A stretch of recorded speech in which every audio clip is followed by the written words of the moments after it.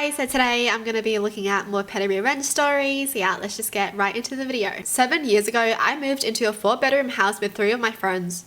I was the only woman among 3 dudes. One of the roommates was the owner's son. We were all friends in college, and honestly, it was the best 2 years ever living situation-wise. We all had different work schedules, and because I worked the earliest, 6 AM, I had the only downstairs bedroom. My friend, let's call him Jay, who worked night shift and got home at 3:30 AM, had the room above me so that we didn't wake each other up coming home. During the week, Jay and I would eat breakfast together before he went to bed and I went to work. We had a jar in the kitchen we would all throw spare cash in, like $5 to $10 at a time each. That was for the common groceries, like milk, eggs, basic bread, and occasional house meals and beer, because we were in our early to mid-20s. The rule was always that if you used the last of the common use stuff, you'd take the jar to cover the cost and grab it from the store as soon as possible. When we grabbed pizza or I'd make a meal for everyone, we used the same fund. This all is very important. About 5 months into the living situation, Jay met Karen and started dating her. He brought her to one of our game nights to introduce her to us to get a feel for how she'd mesh with us. And all was fine when she thought I was the only girlfriend of another roommate. Because we were playing in the dining room right by my room, Karen saw me go into that room to grab a sweater early in the night. Then she saw my roommate, the one she assumed I was dating, go upstairs to grab his phone charger. The entire vibe changed and she started to ask me who I was dating. She was floored when my roommates confirmed I lived there. I had my own room and I wasn't dating any of them. She saved face, said she was just surprised I'd wanted to live with 3 men, and we moved on. Cam, the owner's son, and I were the only ones that realized Karen saw this as a problem. Ooh, she doesn't like a woman living with her man. Personally, it's not a problem at all if, like, you know, there are 3 other men, right? But I do feel like it would be a problem if it was only them 2, you know? If it was just her and Jay. Then I get why the girlfriend has a problem with that. But literally, there's like 3 men in there. Nothing to be insecure about. After that, she started coming over right after I got off work and only leaving when Jay went to work. If I came out of my room to the living room, she asked why I was out there. If I was going to the kitchen, she would remark that I was being disrespectful to her and Jay and interrupting their time together. If I was talking to Jay when she got there, she'd practically grind on him and shove her tongue down his throat.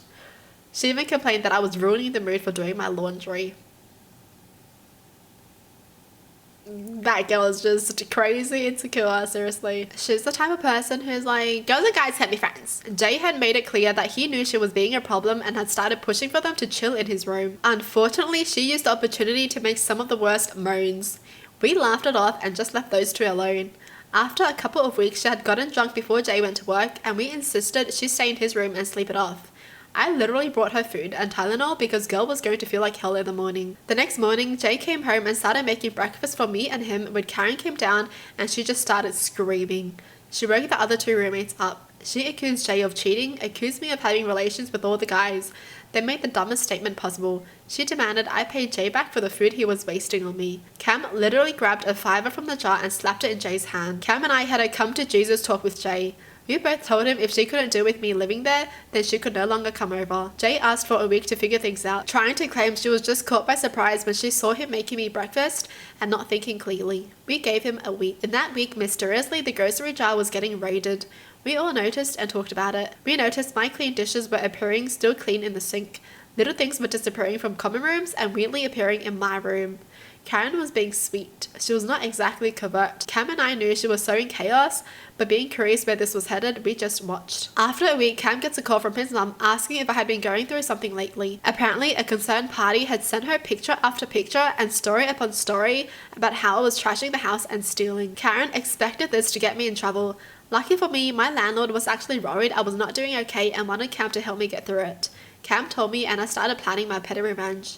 First thing I did was eliminate the grocery jar. I split up what was in it evenly between the 4 of us and told them that because of the raided stash, I felt it needed to go away. Karen didn't like this, but when asked why, she claimed it was rude for me to make this decision myself. Cam backed me, battle won.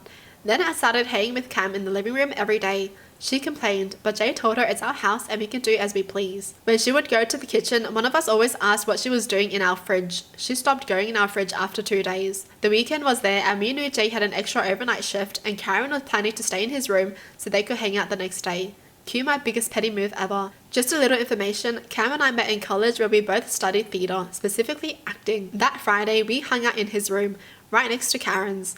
We made a bit of a show when Jay left and acted like he could not know that Cam and I were hanging out alone in his room. This caught Karen's attention. We started shaking the bed. Two nerdy people hip thrusting the end of the bed to give the illusion the spicy thing was going down is quite awkward, but oh so entertaining. Within minutes, we got a text from Jay asking what we were doing. Cam replied, playing video games. After 10 minutes, we stopped the bed shaking and actually did play video games. When Jay demanded a FaceTime session, he saw exactly what he needed to see. Me beating Cam in Mario Party. We cycled through this for 3 hours. After a while, we decided to put the finishing touches on. We made a big deal about me needing to go to my room before Jay got home, and Karen took the bait. We could see the little bit of light being cut off in the slightly open door by her watching. Cam and I staged a kiss, and I headed to the living room. Jay came in 10 minutes later to find me watching a movie, normal for me, and asked what was up. I told him I'd be playing video games all night with Cam. He tells me Karen claimed we were doing the nasty, and I told him we didn't. He goes to bed. The next day, Jay calls a house meeting without Karen. He tells us she's making claims of us having a relationship and hiding it from him. We say she's full of it. We tell him about the frame job she tried to pull, how she went to Cam's mum to get me in trouble. Jay asks our other roommate if he heard anything from the bedroom. Bro doesn't even flinch and says, I heard me calling Cam her bitch and the usual Mario Party shit talk. They weren't begging. Jay asked about the grocery jar. We all told him we suspected Karen. The next day, he broke up with her for trying to turn him against us. He called her a liar and a thief. A few months later, he dated another girl. She was awesome and they're married now. I was a bridesmaid. But the absolute best part, Karen being one of the wait staff and seeing Cam with his wife and me with my fiance, telling them the story of how we once dry humped a mattress fully clothed to get back at a thief. Yes, Jay knows the whole story and he didn't mind at all. To address the reason Jay wanted to know if we were actually getting funky, he's the kind of dude that hates useless secrets. If Cam and I were hooking up, he'd be fine with it. If we were hooking up and actively hiding it from him, like we couldn't trust him, he'd have an issue. That was why we played hard into the Jay can't know part. Though Cam says Jay secretly wanted us, Cam and I, to get together, but nah. Wow, that's amazing. But like, you know, I just don't understand how people can do things like that and not fall in love. Like, same, you know, same. I wouldn't want a Cam and this person to fall in love too. Like, if they're both single at the time, right? And they're doing that, and they're having so much fun together, how do you guys not fall in love, right? Damn. But seriously, thank gosh Jay dumped Karen, because Karen is a bit crazy. And it's the fact that Karen, someone who's not living there, makes a complaint to the landlord.